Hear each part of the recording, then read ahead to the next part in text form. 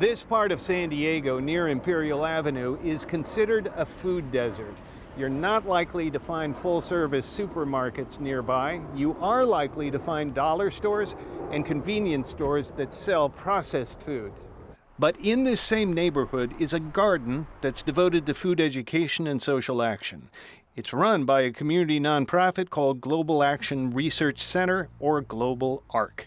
One of the things that we've done over the last year, they've interviewed many existing restaurants and businesses, caterers, food trucks, so that are already in existence, to try to find out what kinds of information did they need when they first got started, and also what do they need now. Watson, the president of Global ARC, talks about a tool he thinks will help people succeed in the food business in places like Lincoln Park. It's an app with access to huge databases that can map out a business idea.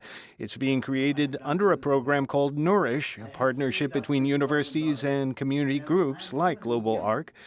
The principal investigator of the project is Laura Schmidt of UC San Francisco.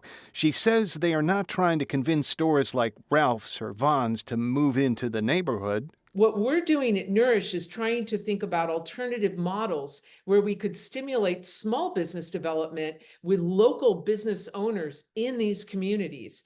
In low-income communities in America, you have a lot of recent immigrants and people who are really entrepreneurial. And one thing a lot of them know how to make and procure is food.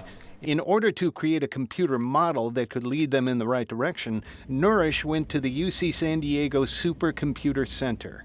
I consider conversation as data. Amarnath Gupta has also talked to a lot of would-be entrepreneurs and has formed a partnership with the Small Business Administration.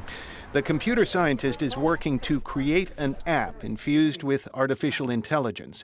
It can consult with an aspiring business person through their smartphone or their laptop and give them the information they need.